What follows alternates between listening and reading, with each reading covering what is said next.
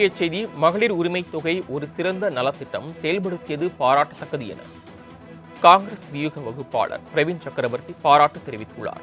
ஆனால் அது மட்டுமே தேர்தலில் வெற்றியை உறுதிப்படுத்தும் என்று நம்புவது ஒரு மூட நம்பிக்கை என்றும் விமர்சித்திருக்கிறார்.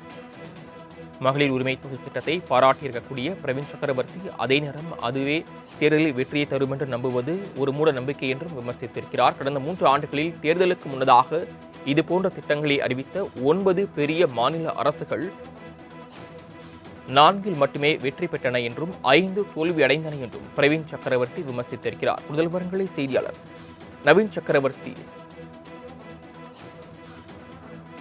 சக்கரவர்த்தி தெரிவித்த கூடுதல் விவரங்களை செய்தியாளர் நௌசாத் வழங்கிக்கலாம். நௌசாத், விவரங்கள். வணக்கம் சரவணன். பிரவீன் சக்கரவர்த்தி எக்ஸ்தல பக்கத்துல ஒரு மிக முக்கிய ஒரு கருத்தையும் பரபரப்பு ஏற்படுத்தும் வகையில் ஒரு கருத்தை பதிவு செய்திருக்கிறார். மகளிர் உரிமை தொகை ஒரு சிறந்த நலத்திட்டம், செயல்படுத்தியது பாராட்டத்தக்கது. ஆனால் இது மட்டுமே தேர்தலில் வெற்றியை உறுதிப்படுத்தும் என்று நம்புவது ஒரு மூட நம்பிக்கை. கடந்த 3 ஆண்டுகளில் தேர்தலுக்கு முன்னதாக இது போன்ற திட்டங்களை அறிவித்த 9 பெரிய மாநில அரசுகளில் 4 மட்டுமே வெற்றி பெற்றன, 5 தோல்வி அடைந்தன என்பதை நேற்று பாரதி பத்திரிகை சந்திப்பில் கருத்தை பதிவு செய்தார். அதாவது கூட்டணி ஆட்சி பற்றி இனி யாரும் பேச மாட்டார்கள், காங்கிரஸ் கூடிய நபர்கள் பேச மாட்டார்கள். ஏனால் இந்த அறிவிப்பு மகளிருக்கு கொடுக்கக்கூடிய 5,000 ரூபாய் என்பது பெரும் தாக்கத்தை உண்டாக்கி இருக்கிறது.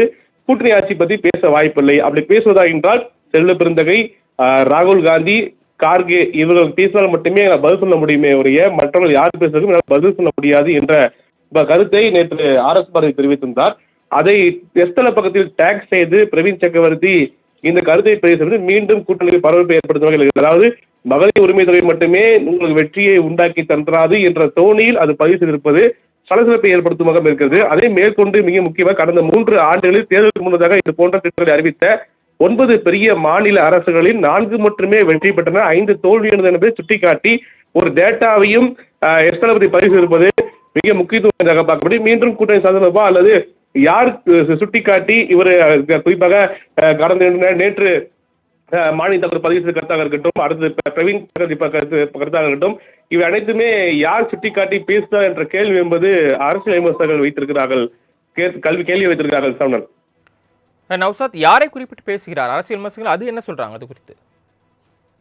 அதாவது மிக முக்கியமாக ஒரு கூட்டணி பேச்சுவார்த்தை நடந்து வரும் ஒரு சூழல் இருக்கும் போது 2 நபர்கள், அதாவது ஒரு எம்பியாக இருக்கட்டும், ஒரு கட்சியை மிக முக்கிய பொறுப்புல கூடிய பிரதேச சக்கரவர்த்தியாக இருக்கட்டும், இருவருமே கருத்தை பதிவு செய்வது ராகுல் காந்தி சொல்லிதான் கருத்தை பதிவு செய்கிறாரா என்ற கேள்வி இருந்தது. இந்த கூட்டணி குறித்து பேச்சுவார்த்தை தொடங்கிய நிலையிலிருந்து ஆரம்பத்திலிருந்து இப்போதுமே ஒரு சலசலப்பை ஏற்படுத்தும் வகையில் கருத்தை பதிவு செய்கிறார்கள். இதற்கு 2-3 தடவை செல்வ பெருந்தகை டெல்லியும் சென்று வந்து விட்டார்.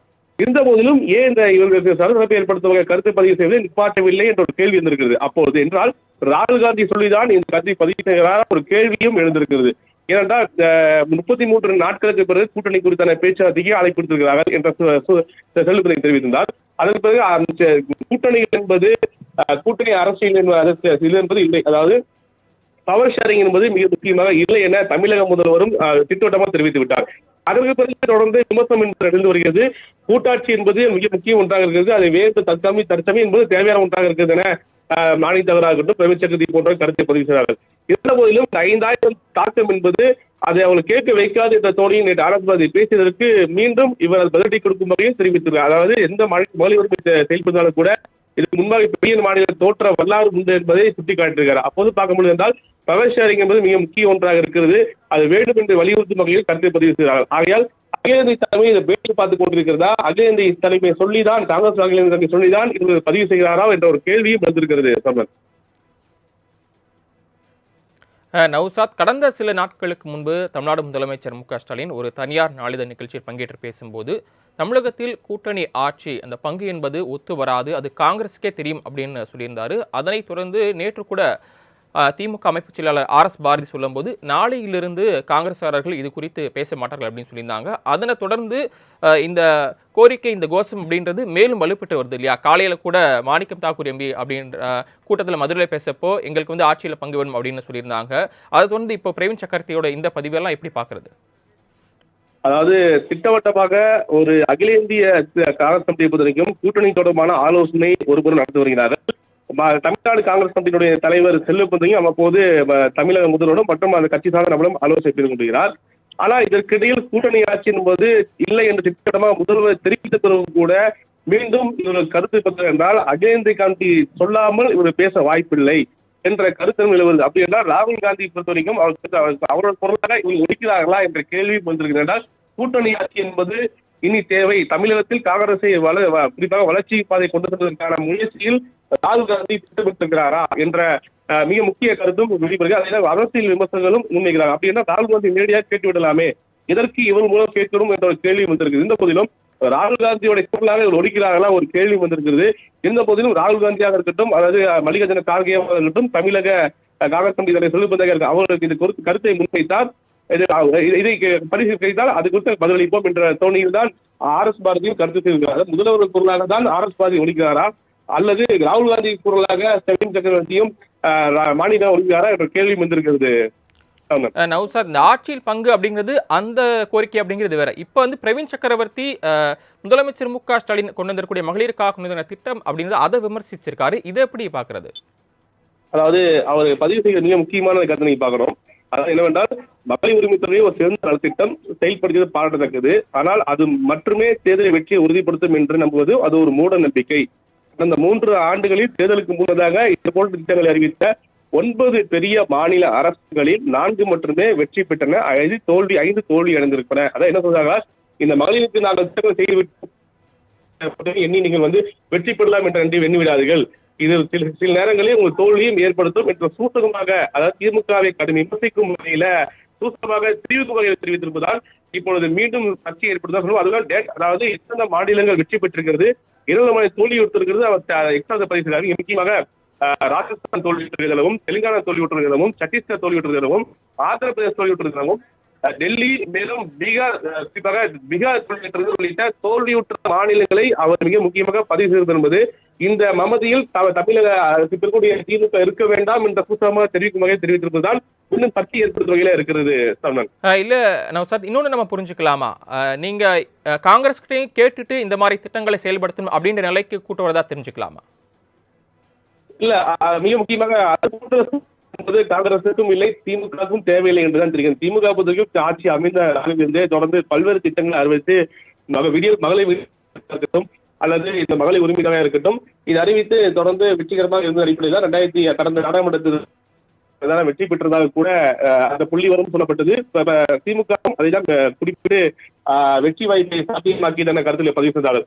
மீண்டும் இந்த நேற்று முன்தினம் அனைத்து 5000 வர வைத்தது என்பது எதிர்கட்சியில் அனைத்து அனைவருமே வாயடிக்க செய்துவிட்டது என்ற கருத்தை திமுக பல்வேறு தளங்கள்ல பதிவு செய்துள்ளாங்க.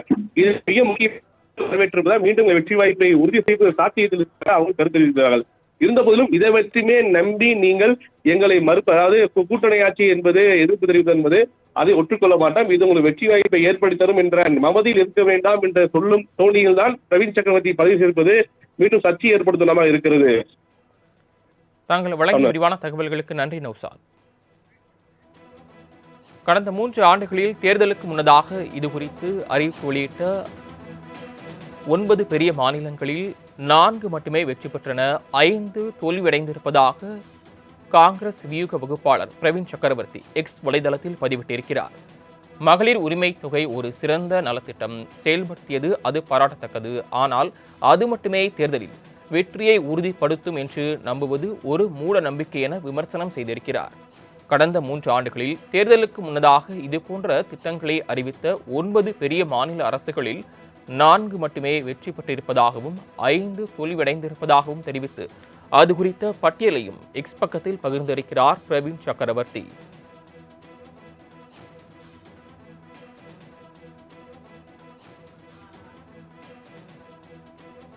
மகளிர் உரிமை தொகை ஒரு சிறந்த நலத்திட்டமென செயல்படுத்துவது பாராட்டக்கூடியது என்றும் பிரவீன் சக்கரவர்த்தி பாராட்டு தெரிவித்திருக்கக்கூடிய அதே நிலையில் அடுத்த வரியில் அந்த மகளிர் உரிமை தொகை திட்டத்தை செயல்படுத்தியது குறித்து விமர்சனத்தை முன்வைத்திருக்கிறார். அதாவது மகளிர் உரிமை தொகை மட்டுமே தேர்தலில் வெற்றியை உறுதிப்படுத்தாது என்று அதனை நம்புவது ஒரு மூட நம்பிக்கை என்றும் கடந்த 3 ஆண்டுகளில் தேர்தலுக்கு முன்னதாக இதுபோன்ற திட்டங்களை அறிவித்த 9 பெரிய மாநில அரசுகளில் 4 மட்டுமே வெற்றி பெற்றன என்றும் 5 தோல்வியடைந்திருப்பதாகவும் குறிப்பிடக்கூடிய பிரவீன் சக்கரவர்த்தி அந்த மாநிலங்களின் பெயர் பட்டியலையும் தேர்தல் குறித்த விவரங்களையும் தேர்தல் முடிவுகளையும் தனது எக்ஸ் பக்கத்தில் பகிர்ந்திருக்கிறார். கடந்த ஒரு சில தினங்களுக்கு முன்பு முதலமைச்சர் மு.க.ஸ்டாலின் காலை நேரத்தில் குடும்ப தலைவிகளின் வங்கி கணக்கிற்கு 5,000 ரூபாய் வரவு வைக்கப்படும் என அறிவித்த நிலையில் அதன்படி வரவு வைக்கப்பட்டது. இதுகுறித்து எதிர்க்கட்சிகள் தங்களது விமர்சனங்களை முன்வைத்து வருகின்றன. அதாவது சட்டப்பேரவை தேர்தலையொட்டி பெண்களின் வாக்குகளை கவரும் விதமாக முதலமைச்சர் மு.க.ஸ்டாலின் இதுபோன்ற செயல்களில் ஈடுபட்டிருப்பதாக எதிர்க்கட்சிகள் விமர்சிக்கின்றன. அதே நேரத்தில் கூட்டணியில் இருக்கக்கூடிய கட்சிகள் முதலமைச்சரின் செயலுக்கு பாராட்டு தெரிவித்தும் வரவேற்பு தெரிவித்தும் வரக்கூடிய நிலையில் தற்போது காங்கிரசின் தேர்தல் வியூக வகுப்பாளர் பிரவீன் சக்கரவர்த்தி இதுகுறித்து விமர்சனம் ஒன்றை முன்வைத்திருக்கிறார். அதாவது மகளிர் உரிமை தொகை ஒரு சிறந்த நலத்திட்டம், செயல்படுத்தியது பாராட்டத்தக்கது. ஆனால் அது மட்டுமே தேர்தலில் வெற்றியை உறுதிப்படுத்தும் என்று நம்புவது ஒரு மூட நம்பிக்கை என விமர்சனத்தை முன்வைத்திருக்கிறார். கடந்த 3 ஆண்டுகளில் தேர்தலுக்கு முன்னதாக இதுபோன்ற திட்டங்களை அறிவித்த 9 பெரிய மாநில அரசுகளில் வெறும் 4 மட்டுமே வெற்றி பெற்றன என்றும் 5 மாநிலங்கள் தோல்வியடைந்திருப்பதாகவும் குறிப்பிட்டிருக்கிறார். கூட்டணி ஆட்சி என்று இனி யாரும் கேட்க மாட்டார்கள் என திமுக அமைப்பு செயலாளர் RS பாரதி தெரிவித்திருந்த நிலையில் செய்தியாளர்கள் தெரிவித்த நிலையில் தற்போது இவரது கருத்திற்கு பதிலடியாகவே இது பார்க்கப்படுகிறது.